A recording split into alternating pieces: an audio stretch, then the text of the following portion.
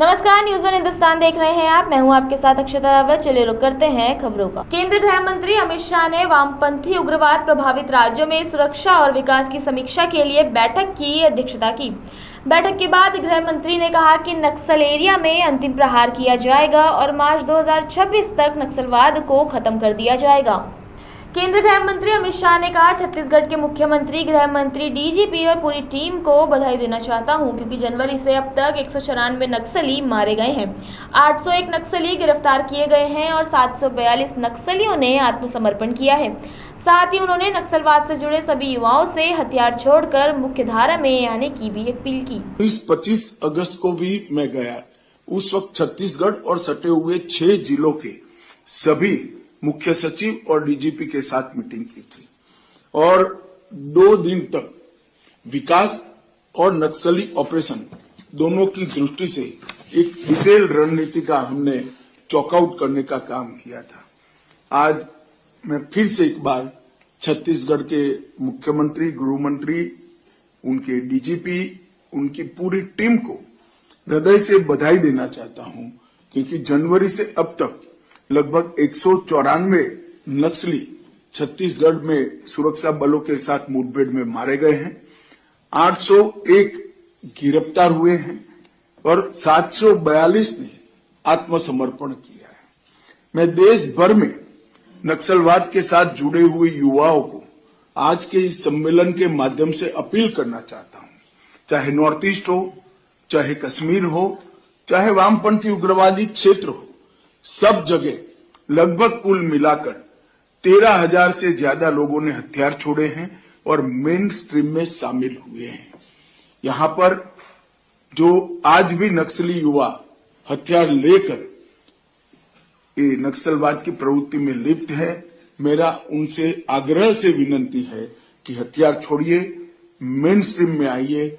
सभी राज्यों ने आपके पुनर्वसन की योजनाएं, बहुत ल्यूक्रेटिव योजनाएं बनाई हैं, इसका फायदा लीजिए और देश के विकास में आपका योगदान दीजिए। मैं जब इस बैठक को डिटेल सुन रहा था तब राज्यों के बीच में आपसी तालमेल और सीमावर्ती जिलों के अंदर ज्वाइंट टास्क फोर्स की रचना तो हमने की है, मगर इसकी हायरार्की और उसके ऑपरेशंस को बढ़ाने की जरूरत है। कैपेसिटी बिल्डिंग कुछ राज्यों ने, तेलंगाना और आंध्र प्रदेश ने बहुत अच्छा किया, महाराष्ट्र ने भी किया है, परंतु सभी राज्यों ने अपनी गुड प्रैक्टिसेस का एक्सचेंज कर एक कैपेसिटी बिल्डिंग का संयुक्त अभियान चलाना पड़ेगा, तभी जाकर हम कर पाएंगे। मित्रों, पिछले वर्ष हुई बैठक में दिए गए सुझावों पर हमने कई बदलाव और कई नए प्रावधान किए हैं और मैं आप सभी को बताना चाहता हूं, आप सभी ने बहुत सारी योजनाओं के लिए बताया है। सुरक्षा संबंधी व्यय योजना एसआरई जो है 2004 से 14 में 1180 करोड़ रुपया खर्च किया जाता था और 14 से 24 में हमने 3006 करोड़ रुपया खर्च किया है, करीब 3 गुना बढ़ाया है। एसआरई मेन स्कीम है जो नक्सल प्रभावित क्षेत्र में विकास के कामों को देता है। एलडब्ल्यूई के प्रबंधन के लिए केंद्रीय एजेंसियों को सहायता की योजना और राज्य पुलिस को सहायता की योजना जो हम नई लेकर आए हैं, 2004 से 14 में नई थी, उसमें और 1055 करोड़ दिया है, जिसमें हेलीकॉप्टरों और सीआरपीएफ के मजबूत बुनियादी ढांचे और राज्य पुलिस के मजबूत बुनियादी ढांचों को 2017 से शुरू किया था। इसको हमने 19 के बाद बढ़ावा इंट्रोड्यूस किया है। विशेष केंद्रीय सहायता SCA ये भी एक नई योजना हुई है और इसके तहत 3590 करोड़ रुपया ये 10 साल के अंदर लगभग 19 के बाद हमने खर्चने का काम किया है और कुल मिलाकर अब तक 14,367 करोड़ रुपया इसका अनुमोदित किया है और 12,000 करोड़ रुपए का खर्च हुआ है। ये भी एक पूर्ण रूप से नई योजना शुरू हुई। फोर्टिफाइड पुलिस स्टेशन पहले 66 बनाए गए 10 साल में, अब 10 साल में 544 बनाए गए हैं। सड़क नेटवर्क पहले 2,900 किलोमीटर बनाया गया, इस 10 साल के अंदर सड़क नेटवर्क 11,500 किलोमीटर बनाया गया है। मोबाइल कनेक्टिविटी के लिए विगत 10 साल में 4 से 14 तक कोई प्रयास नहीं हुए थे।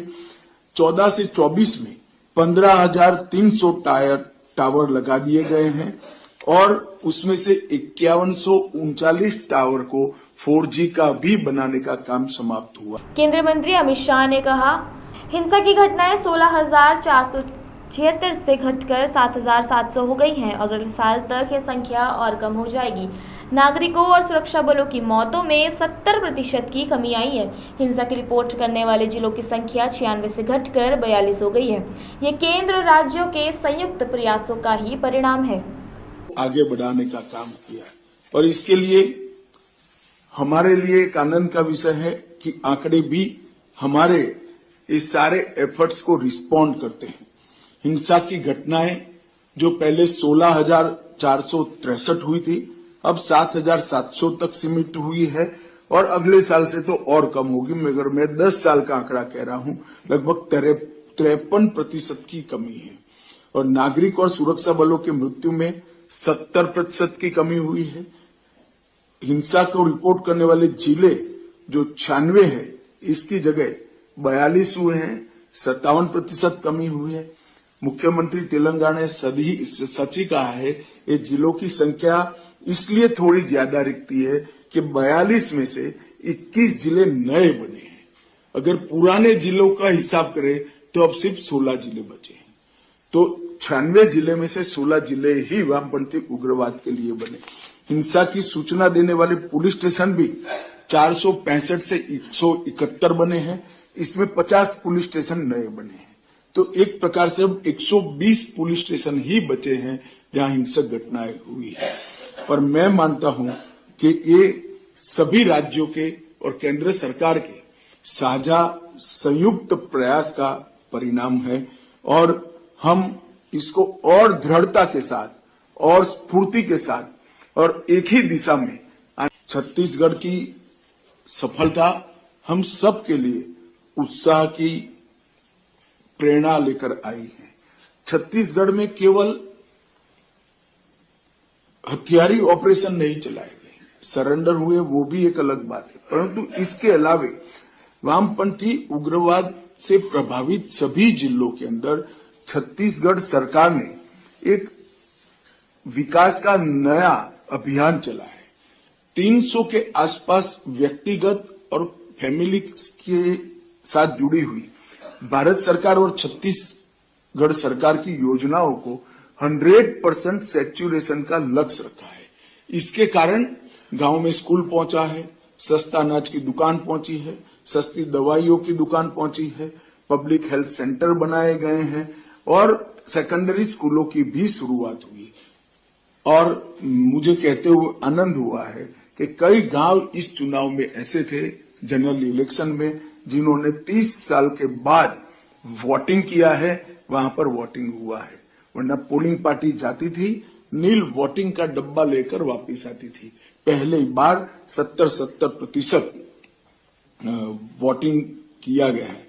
सुरक्षा वैक्यूम को कम करने के लिए 2019 से अब तक हमने 280 नए कैंप बनाए हैं, 15 नए ज्वाइंट टास्क फोर्स बनाए हैं और सीआरपीएफ की 6 बटालियन नई अलग अलग राज्यों में राज्य पुलिस की सहायता में हमने भेजा है।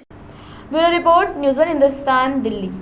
चंपावत व पिथौरागढ़ जिले के साथ साथ नेपाल राष्ट्र के लोगों का प्रमुख आस्था का केंद्र पंचेश्वर क्षेत्र के पंचेश्वर महादेव मंदिर में नवरात्र होने के बावजूद भी सन्नाटा पसरा हुआ है। मंदिर को जाने वाला पैदल मार्ग आपदा में बुरी तरह क्षतिग्रस्त होने से चंपावत जिले के श्रद्धालु व पर्यटक मंदिर तक नहीं पहुंच पा रहे हैं, जबकि पिछले वर्ष तक नवरात्रों में दूर दूर से सैकड़ों की संख्या में श्रद्धालु मंदिर पहुंचते थे। पंचेश्वर क्षेत्र के ग्रामीणों ने बताया कि बीते दिनों क्षेत्र में बादल फटने से आई आपदा से सरयू नदी की चपेट में आने से मंदिर जाने को पैदल मार्ग लगभग 400 मीटर तक बह गया था, जिस कारण मंदिर पहुंचने में लोगों को अब काफी कठिनाई हो रही है। ग्रामीणों के द्वारा जैसे तैसे वैकल्पिक मार्ग का निर्माण किया गया है, पर यह काफी जोखिम भरा है। मंदिर जाने के लिए खासकर महिलाओं व बच्चों के लिए काफी खतरा बना हुआ है। जो श्रद्धालु मंदिर में दर्शन करने आ रहे हैं वो काफी खतरा उठाकर मंदिर पहुंच रहे हैं। ग्रामीणों ने पिथौरागढ़ जिला प्रशासन से जल्द मार्ग दुरुस्त करने तथा चंपावत जिला प्रशासन से वैली ब्रिज बनाने की भी मांग की है। पहले तो मैं सभी लोगों को नवरात्रि की हार्दिक शुभकामनाएं। आज हमें पंचेश्वर बाबा के धाम में आने का सौभाग्य प्राप्त हुआ और हम लोग आए, लेकिन जो हम यहाँ आए तो हमने देखा कि यहाँ कच्चा रास्ता अभी यहाँ के ग्रामीणों ने बनाया है और मैं उनको भी धन्यवाद देता हूँ कि उन लोगों ने वहाँ पर पहुँचने की हमारे श्रद्धालुओं के लिए व्यवस्था बनाई। लेकिन अब ऐसा है कि आने वाले टाइम में, क्योंकि इसके ऊपर है पूरा हमारा सेल सल्ला और ये वाला इलाका पड़ता है और ये रास्ता अभी पूर्ण रूप से क्षतिग्रस्त है, जो ये हमारा कंक्रीट मार्ग था और श्रद्धालुओं को काफी परेशानी हो रही है और नवरात्रि का टाइम है, लोगों का आना जाना लगा हुआ है और ये जानलेवा भी हो रहा है, दुर्घटना का भी खतरा बना हुआ है। कोई अगर ऊपर से फिसल जाए तो नदी में तक पहुंच सकता है। हम ये चाहते हैं प्रशासन से कि इस रास्ते की तुरंत मरम्मत की जाए और इसको चलने योग्य बनाया जाए। जो भी हमारे यहाँ के ग्रामीण हैं इनको सुविधा मिले और एक खतरा न हो, क्योंकि हम ये चाहते हैं कि ये अब ऐसा स्थान हो गया, यहाँ पहले दुर्घटना भी हो चुकी है एक आध, लेकिन अब जो है यहाँ का पूरा भूगोल बदल गया है और हम चाहते हैं कि यहाँ सुरक्षा के भी व्यवस्था होनी चाहिए। Bureau report, news one Hindustan, Champawat. Yogi सरकार ने रुदौली क्षेत्र में दिया आईटीआई का तोहफा। 6 करोड़ 99 लाख रुपए की लागत से बनकर तैयार होगा आईटीआई। भाजपा विधायक रामचंद्र यादव ने किया लोकार्पण। काफी अरसे से रुका था कार्य, विधायक के अथक प्रयास से लोकार्पित हुआ आईटीआई। रुदौली क्षेत्र के मवई में बनाया गया है आईटीआई। क्षेत्र के बच्चों को मिलेगा तकनीकी प्रशिक्षण।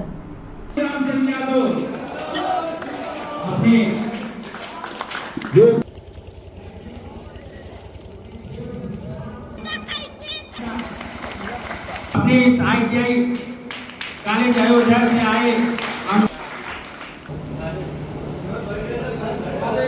ये जो लोग पीछे खड़े सब लोग आगे बैठ जाओ। अब मैं बड़ी आग्रह करता हूँ, निवेदन करता हूँ कि करोड़ों करोड़ रुपए की लागत से आज ये रुदौली की आईटीआई मवई का आज लोकार्पण बहुत ही पवित्र भाव से बड़े ही अच्छे दिन में हुआ है और अब इसका संचालन होगा। इस इलाके के जो हमारे होनहार नौजवान हैं जिनको हुनरमंद बनाना, उनको रोजगार देना, आईटीआई की स्थापना का मूल भाव यही है कि इस क्षेत्र की बेरोजगारी को दूर करने के लिए जो ट्रेड हैं हमारे पास, उन सभी तरह के ट्रेड का यहाँ पर प्रशिक्षण हो, यहाँ पर उनकी क्लासें चलें, यहाँ पर उनका दाखिला हो, प्रवेश हो। यह हम लोग भवन बनने के बाद जल्द ही यह संचालित हो, यहाँ पर बच्चों की पढ़ाई लिखाई शुरू हो, इस तरीके का भाव है। और आज यह भवन जो बन के तैयार हुआ, जिसका लोकार्पण हुआ, नवरात्रि में हुआ। माँ शारदे की यह शुभ वेला चल रही है। आज पंचम दिन है नवरात्रि का और इस दिन पर इसका शुभारंभ हुआ है, इसका लोकार्पण हुआ है। तो निश्चित रूप से यहाँ पर पढ़ाई भी अच्छी होगी, यहाँ पर पढ़ने वाले बच्चे भी अच्छे होंगे, वह आगे बढ़ेंगे, मेरी शुभकामना है। इसकी पूरी लागत 6 करोड़ 99 लाख से ज़्यादा है। 6 करोड़ 99 लाख में ये पूरा बन के तैयार हुआ है। आगे के फेज में यहाँ पर जो दूसरे काम होने हैं, चाहे आवासीय हों, चाहे अन्य आवश्यक भवन के काम हों, वो सब होने वाले हैं। अयोध्या से मयंक श्रीवास्तव की रिपोर्ट। भारतीय जनता पार्टी ने दिल्ली के पूर्व मुख्यमंत्री अरविंद केजरीवाल पर बड़ा आरोप लगाया है। भाजपा के दिल्ली अध्यक्ष वीरेंद्र सचदेवा ने कहा है कि केजरीवाल ने अभी तक सीएम आवास को खाली नहीं किया है। सचदेवा ने कहा कि सुनीता केजरीवाल ने कैमरे के सामने बंगले की चाबी एक ऐसे अधिकारी को सौंपी जो उसके लिए अधिकृत नहीं था। बाद में ये चाबी वापस ले ली गई और पीडब्ल्यूडी को अभी तक वापस नहीं की गई है। आम आदमी पार्टी की ओर से अभी इस पर प्रतिक्रिया सामने नहीं आई है। भाजपा दिल्ली अध्यक्ष ने कहा, अरविंद केजरीवाल के भ्रष्टाचार का प्रतीक शीश महल कभी खाली नहीं हुआ। जब वो अपने परिवार के साथ चले गए तो हम सब ने तमाशा देखा, लेकिन सरकारी नियमों के अनुसार केजरीवाल का आवास आज तक खाली नहीं हुआ है। इस दौरान उन्होंने नेता प्रतिपक्ष राहुल गांधी पर भी निशाना साधा।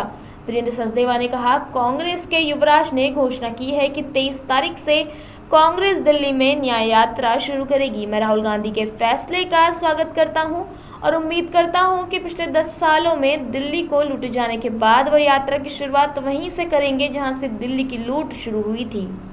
अरविंद केजरीवाल के भ्रष्टाचार का प्रतीक शीश महल कभी खाली किया ही नहीं गया।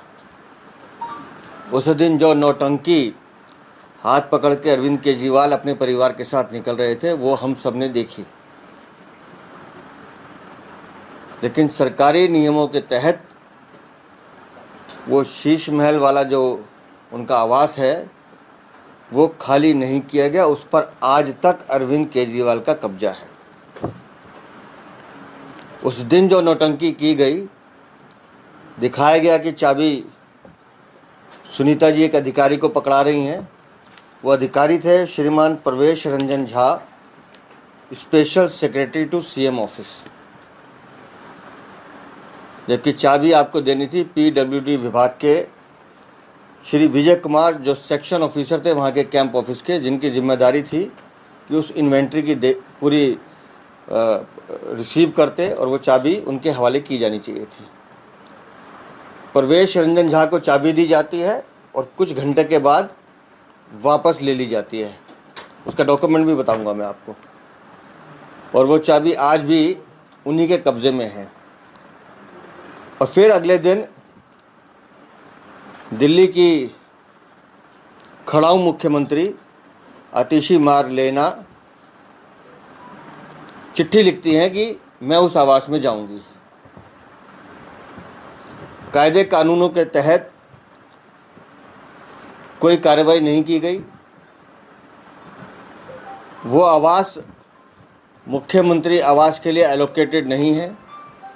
एक नियम है, जिन नियमों का पालन किसी भी मंत्री मुख्यमंत्री को करना पड़ता है। और जब वो भ्रष्टाचारी शीश महल, जो उनके भ्रष्टाचार का प्रतीक है, अरविंद केजरीवाल वो नहीं चाहते कि वो बाकी लोग देख पाए कि उसके अंदर क्या छुपा हुआ है, उसके अंदर क्या राज है। तो ये एक सोची समझी साजिश अरविंद केजरीवाल, आतिशी मार लेना और उनके सहयोगियों ने रची। ये है वो नोटिस जो पीडब्ल्यूडी विभाग ने उनके स्पेशल सेक्रेटरी प्रवेश रंजन झा को भेजा है। इस नोटिस में लिखा है, मैं सिर्फ 2 लाइनें पढ़ के बता रहा हूँ। It is brought to your attention that the keys of the house at 6 Flagstaff Road, वो Sheesh Mahal, handed over to PWD were taken back after some time are yet to be handed over to PWD to complete the process of handing over. अभी तक वो process पूरा नहीं किया गया है। तो क्या छुपाना चाहते हैं अरविंद केजरीवाल? जिस दिल्ली की जनता की गाड़ी कमाई को लूटकर तुमने अपने ऐशो और अय्याशी का सामान उस शीशे महल में लगाया है, उसको दिखाने से परहेज क्यों है? Bureau report, news one Hindustan, Delhi. Roorkee में रामनगर में ऋषि हॉस्पिटल का विधि विधान के साथ उद्घाटन हुआ, जिसमें शहर के सभी गणमान्य लोगों ने हिस्सा लिया।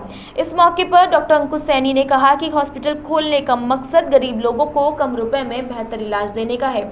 उनका ये भी कहना है कि ऋषि हॉस्पिटल में एक ही जगह सभी बीमारियों का इलाज क्षेत्र और आसपास की जनता को मिलने वाला है।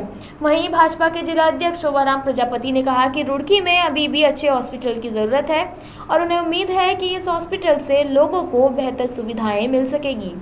मैं ऋषि हॉस्पिटल जो उनके डायरेक्टर है, उसको बधाई देना चाहूँगा कि वो भी खासकर रामनगर में जो खुला है, क्योंकि मेरा निवास भी इधर ही है और आज हॉस्पिटल की बहुत ज़रूरत है।